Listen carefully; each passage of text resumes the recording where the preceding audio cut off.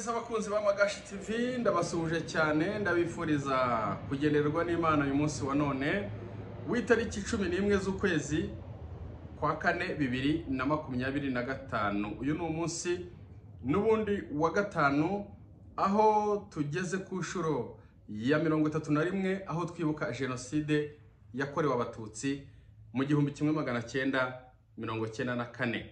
Mumeze mute aho munyumva naho munkurikira muherereye.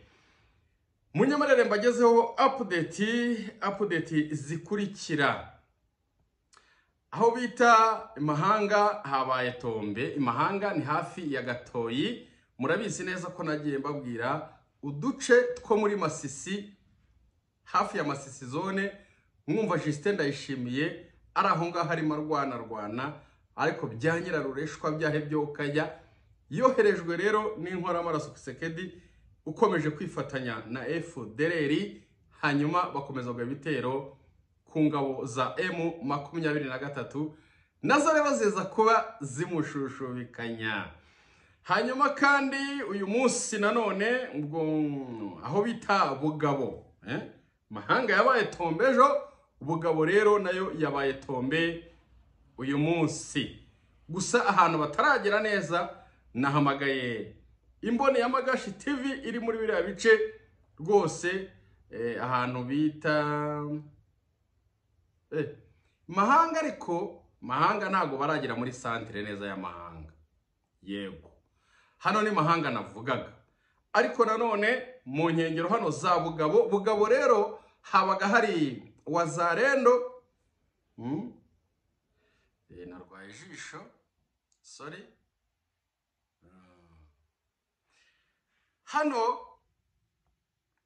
Hano Bugabo niho aba Bazarendo bajyaga bakunda gutera, nako bajyaga batera muri bice bya za Gatare, aho bita hano za Kaniro, ndetse bashaka uburyo bamanuka aho bita za Mema na Gisuma, ngo mbese ngo barashaka Rubaya. Mwumvise imigabo n'imigambi ya Justin Ndayishimiye.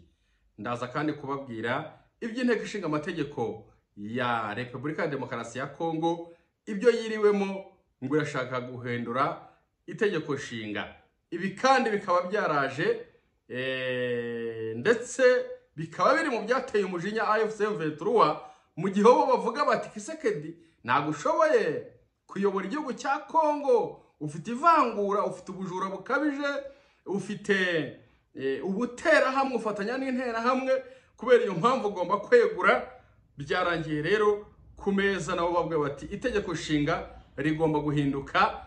Kazadi rero akaba yaje rwose yiteguye guhindura itegeko nshinga. Ndaje mbabwira ibirimo ndetse ndababwira amakuru yuko uyu munsi wa none inteko y'akanama gashinzwe amahoro ku isi Karoni aho kateranye kubera ubusabe bw'igihugu cya Katari, bitewe nuko Katari maranye iminsi guverinoma ya Kongo ndetse n'abayobozi bamwe muri AFC bavuze iki. Niki Katari igiye kubwira akanama gashinzwe umutekano Karoni kw'ibyo bagiye bavugaho? Reka rero tubive umuzi n'umuzingo muri Side Kivu, nago ndi buhareke. Ndaza kubabwira ahantu bita Kabanju rero ni mu Minembwe habaye tombe. Andi makuru ushaka kuvuguruza none ahangaha, murabizi neza abakunzi ba Magashi TV nago njya nemera ibihuha. Mwe muvuga ngo ndi umufana ngo waye mu 23 cyangwa mukavuga ngo ibintu nk'ibyo, ariko amakuru mwebwe muyakura hehe yuko ngo intare za Sarambwe AFC M23 twirwaneho? Aba bagabo bahetse isanduku y'isezerano ry'Uwiteka Imana Nyiringabo, ninde wababeshye yuko ngo bambowe ngo duce 8? Ibi rero ni amagambo y'Abazarendo. Kubona rero YouTube channel zibyiha gusa, kubona umuzarendo yagiye hari akifotoza ngo ndi hano, ntago bivuze ko wahafashe. Oya, abantu mujye mumenya gusobanura. Abantu rero baba YouTuberi baje binjira muri ibi bintu ngo bijyanye n'intambara n'iki, ariko nabo ubwabo ntago bariho, nta bintu bazi, barafata amagambo y'abanyekongo bafite tribalisme bakayakwirakwiza ngo AFC M23 ngo yamboye ngo imijyi 8. Iyo mijyi AFC M23 yambowe ni iyihe? Iyo mijyi ni iyi? Nta mujyi n'umwe muri Karehe, ntago yigeze yamburwa Karehe, ntago yigeze yamburwa hariya Nyangezi. Oya, ntibakababeshye, ahubwo uyu mugome hari umuzarendo buriya uba hano mu bice bya Karehe. Uyu muzarendo ni umuzarendo naramubabwiye ubushize, wenda izina rye ntago mpise ngibuka nonaha.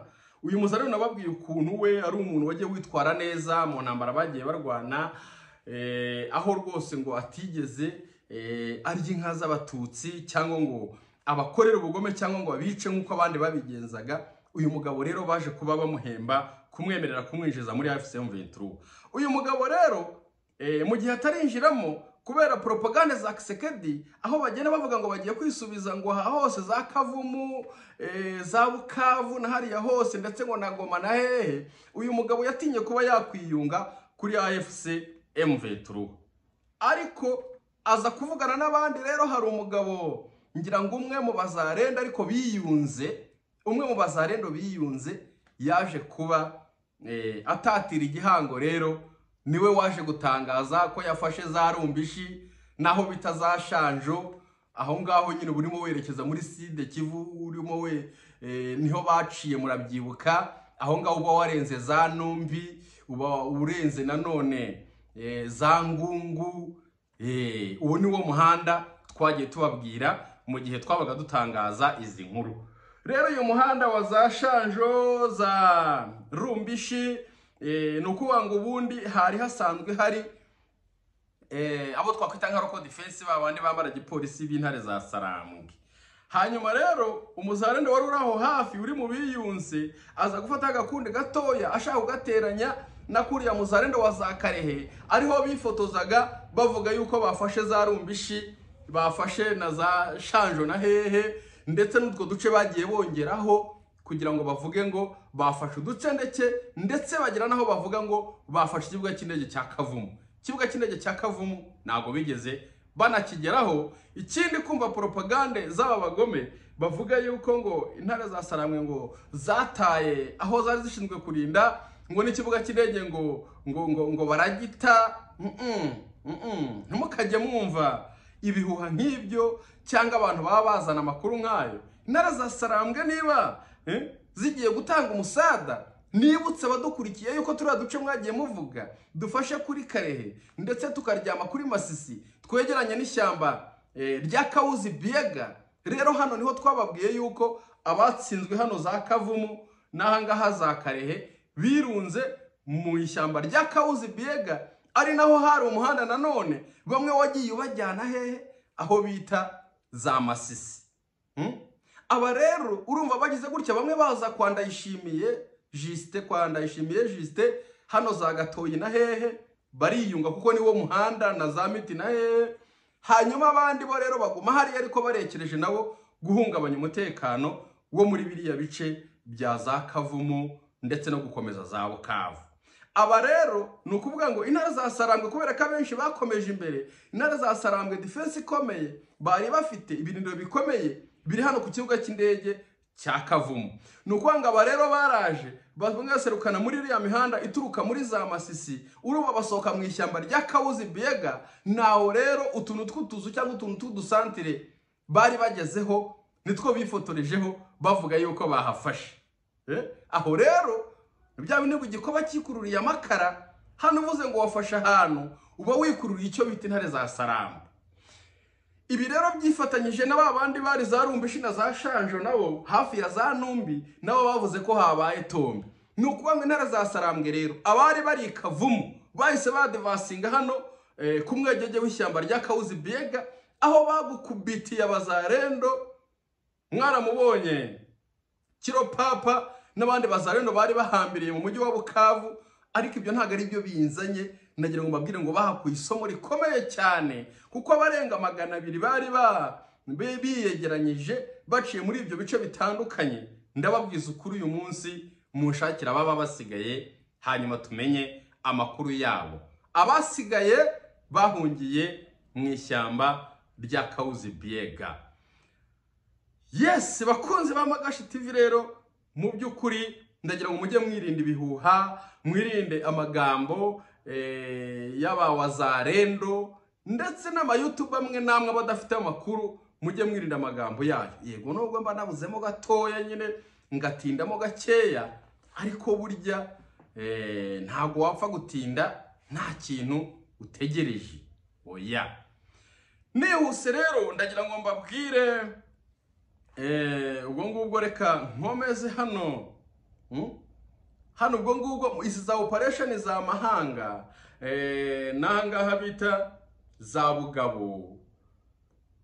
Bugabo yabaye Tombe, aho bita na Shangi cyangwa Shangingi. Hangaha ubugana hehe?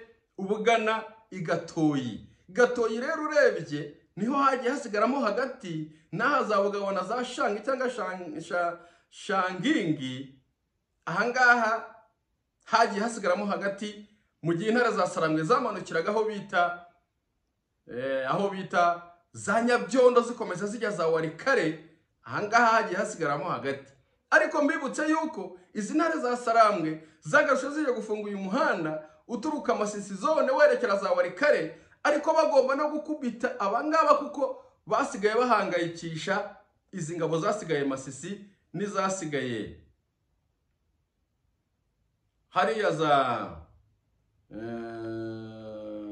hariya hafi ya za Mema na Gisuma. Narimaze kuhavuga ubwo murayibuka. Ahangaha rero ni ukuvuga ngo abangaba baturutse Warikare cyagiye basubiraga inyuma, ni ukuvuga ngo bo noneho baje badivasingana izi FDR, izi ngegera zose zasigaye ahangaha, kuko urumva nibo basigaye bashaka kwataka Rubaya.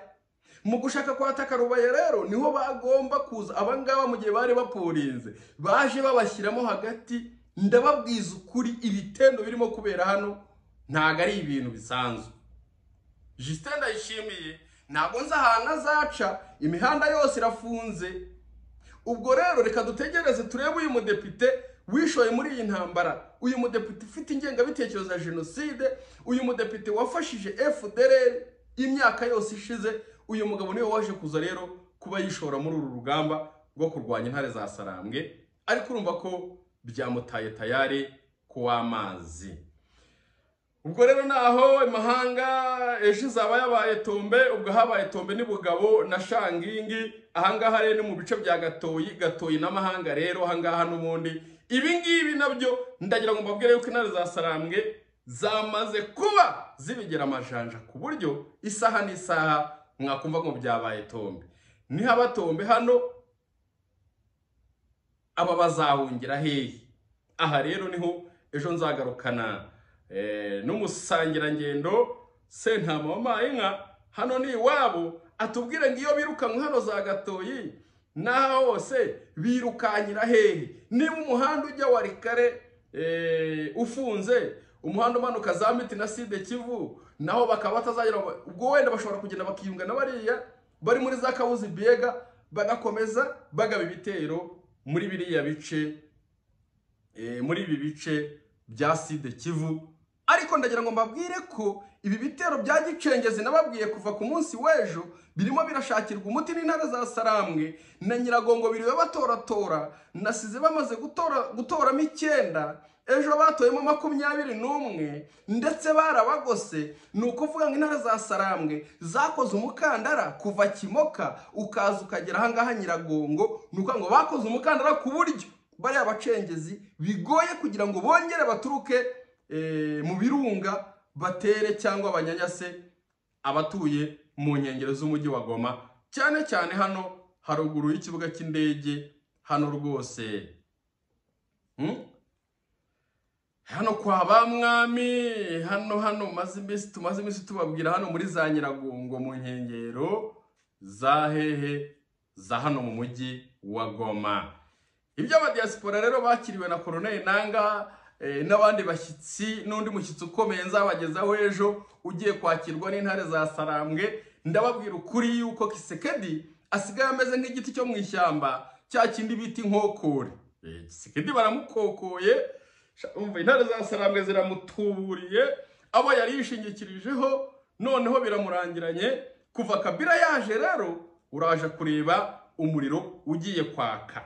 Noneho bikubitane nuko barimo bahindura itegeko nshinga, kandi mu by'ukuri nta mpamvu nimwe yo guhindura itegeko nshinga.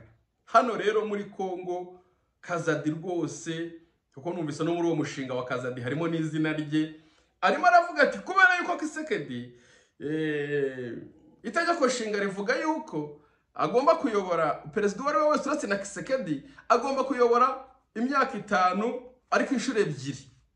Atariko imanda ya mbere yararangiye, ariko nubwo manda ya mbere yarangiye, manda ya kabiri yatorewe ntago yabashije kuyikora neza. Ngo noneho kugira ngo umushinga wemerwe bashyizemo yuko batewe n'igihugu cy'amahanga. Ngo kandi itegeko nshinga rya leta ya Kongo rivuga yuko mu gihe waba wagize ikibazo cyo kutubahiriza ibyo wasinyiye abaturage ko uzabakorera wenda bitewe n'intambara, icyo gihe udekarara icyo bita inzibacyuho. Ubu rero barimo barashaka inzibacyuho y'imyaka 3 ya Kisekedi, hanyuma bikazakomeza. Nuko aho Kisekedi uku kwanga imishyikirano, uku gukwepa, uku kwenyegeza intambara, uku gusopanyiriza u Rwanda yari abifite mu mugambi kugira ngo azabona wahera avuga ati nananiwe kunoza inshingano zanjye kubera igihugu cy'u Rwanda cyanteye. Murimo murabyumva. Ndagira ngo musobanukirwe neza niki kirimo gituma Kisekedi atajya mu mishyikirano, cyangwa niki gituma Kisekedi atakozwa ibijyanye n'amahoro muri kiriya gihugu. No kugira ngo afatanye na bariya bagome bakazadi n'abandi bahindura itegeko nshinga, bakomeze bayobore Kongo, bibe Kongo, basahure Kongo, bica abanyekongo, batibagiwe abavuga ururimi rw'Ikinyarwanda bo mu burasirazuba bwa Kongo. Imigambi yabo rero ni hano ihita igaragarira. Kuba bahindura itegeko nshinga ni ikibazo gikomeye cyane. Aha rero niho Kabila nawe agiye kwerekana yuko koko itegeko nshinga ritagomba gukorwaho, itegeko nshinga ni ntavogerwa, ntawe ugomba kurikoraho. So rero mu by'ukuri ibi ngibi reka mbikomezanye n'iby'inama ya UN irimo kuba uyu mwanya. Ndibaza ko mu masaha agiye kuza dushobora kuza kubabwira imyanzuro yavuyemo, ariko iyi nama nagira ngo mbabwire ngo irimo iraba mu muhezo. Bivuze ngo nta binyamakuru biri buze muri iyi nama. Mbese iyi nama irimo ibintu byinshi kandi by'ibanga. Ibyo bazasohora bazaduha twebwe abanyamakuru kugira ngo tubibatangarize, nibyo bazaba bemeye ko bisohoka. Ariko murabyumva ko mu muhezo haba harimo ibintu byinshi. Nubwo Qatar regiye ku briefinga UN. Qatar nk'abantu bari mu nshingano z'ubuhuza, bahuza leta ya Kongo n'umutwe wa M23. Nk'abantu bari mu buhuza rero ni ukuvuga ngo leta ya Kongo yagiye hariya yerekana ibyo isaba M23 AFC.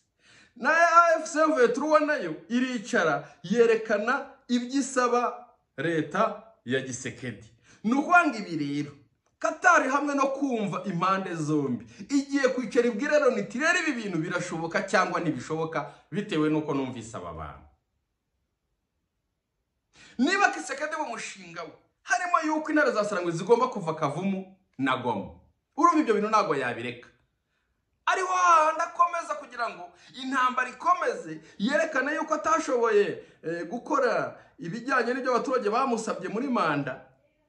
Aragira ngo ateze ibibazo by'intambara, iyi mishyikirano ikomeze yange, kuko urumva arimo aravuga ibintu bitashoboka. Ntago wakuri intare za Sarangwe Kavumu, uzikure Goma, uzikure Bukavu ndetse n'ahandi ngo maze ubivuge ngo birakunda. Intare za Sarangwe rero nazo ahantu zamuruhirije zamubwiye ngo wewe haustahili kuongoza hii nchi, egura. mwumve ibi bintu ukuntu bikomeye. Ntabwo ngiye mu zindi detail, ariko nk'abantu barungurutse muri tangazamakuru cyangwa se babandi bamenye ibiri inyuma y'amarido, ibi bintu biri mu bintu bikomereye Kisekedi, ariko nanone biriya Kisekedi nawe asaba AFC M23 nayo birayikomereye. Bityo rero nukuvuga ngo muri UN ejo tuzabona imyanzuro yerekana yuko isaha n'isaha imirwano ishobora guhita isubukura, kuko Kisekedi ukurikije uko arimo ashaka guhindura itegeko nshinga, urabona ko atarajwe inshinga nuko Kongo yabona amahoro. Ibi rero mukomeze mubikurikirane, kuko harimo udutego twinshi, harimo udukoryo twinshi. Hano Kisekedi agiye kuza rwose yarakaye, intare za Sarambwe nazo zarakaye. Mwabonye ko zasohoye n'itangazo, intare za Sarambwe zerekana yuko aho batangire gusubirira inyuma, leta ya Kongo itigeze yubahiriza ibi bijyanye n'agahenge. Mwibuke yuko no muri Katari batangiye berekana yuko na cyagiye basubiraga, cyagiye bagarukaga muri Warikare. Muribuka yuko bahindukiye ngo ba withdrawing, leta ya Kongo igatangira kubarasaho. No muri iyi minsi yose ishize murabizi ko nabibabwiye ko babagenzi nyuma babarasaho. Ikindi cya kabiri, ntabwo bagombaga kwinjira, bari abafaridese ntabwo bagombaga kwinjira mu mujyi wa Warikare ngo noneho batangire bice n'abaturage. Nuko intare za Sarambwe rero isaha n'isaha ziragaruka muri uyu mujyi wa Warikare. Nukuvuga ngo rero UN, aka kanama gashinzwe umutekano, karaba karimo abahagarariye SADC, ubwo ni Mnangagwa wa Zimbabwe, haraba harimo abahagarariye East Africa, ubwo ni Perezida William Ruto, haraba harimo igihugu cyacu cy'u Rwanda, haraba harimo Kisekedi. Ariko aba bandi ndagira mbabwire yuko bari bubikurikirane cyangwa se baratanga ibiganiro, cyangwa se iyo nama iraba hifashishijwe iyakuri. Bakunzi ba Magashi TV rero nagira ngo mbabwire mu by'ukuri mu ncamake y'amakuru yiriweho. Ndagira ngo mwibagirwe neza yuko intare za Sarambwe zidashobora kuva mu bice zigaruriye gutya fa, ntabwo ibintu bishoboka. Ikindi rero, muri iri tangazo rya AFC M23 mwabyumvise ko yamye leta ya Kongo, aho bari muri aka gahenge. Murabyibuka ko ni mu byo bashyize imbere mu biganiro, muri bwa busabe bw'ibyo bazaganiraho, mwarabibonye neza ko AFC M23 ikintu cya mbere basabye ko Kisekedi atangaza ku mugaragaro ko agiye mu biganiro by'imbona nkubone na AFC M23. Ariko andi makuru nanone mukareba uburyo Kisekedi adakeneye ibi biganiro, ukareba abantu yohereje ni abantu badafitinga muri guverinoma ye, ku buryo wavuga ngo aba bantu rwose yabohereje hari ikintu yumva yuko bazamugezaho. Aha rero niho bigaragarira yuko rwose ibi bintu ni ukujijisha.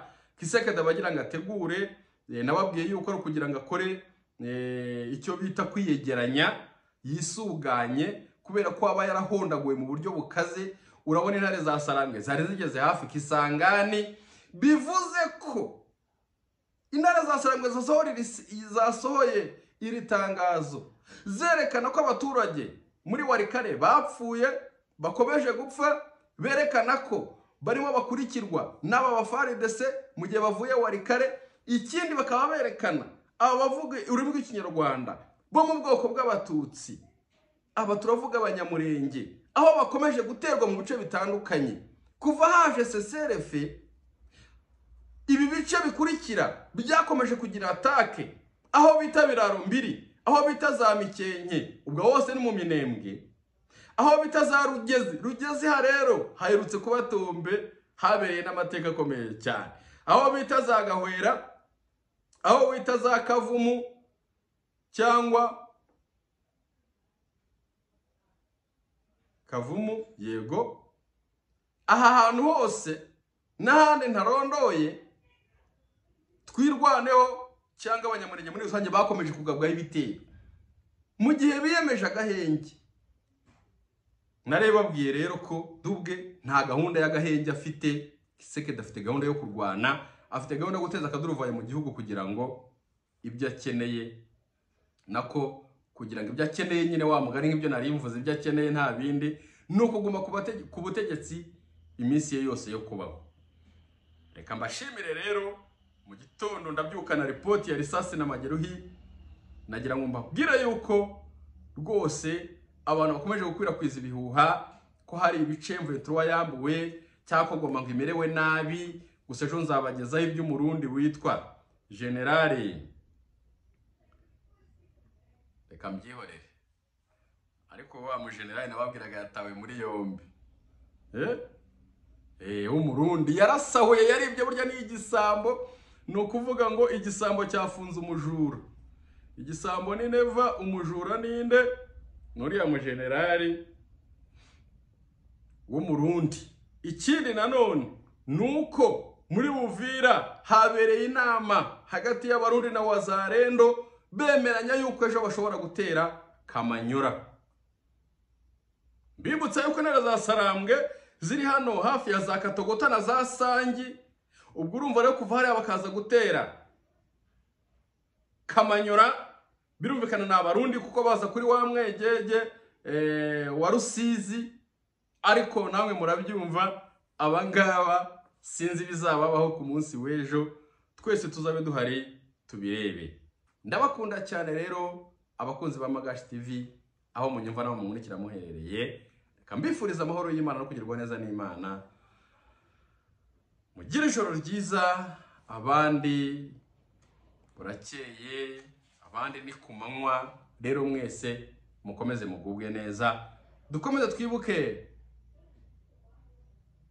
Jenoside yakorewe abatutsi muri 1994, kandi twibuke twiyubaka, twibuke tunarwanya ingengabitekerezo ya Jenoside, tuyirimburana n'imizi yayo, turwanya abayipfobya n'abayihakana, turwanya twivuye inyuma abayishingiro Jenoside yakorewe abatutsi muri 1994.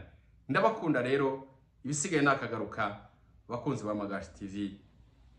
Thank you.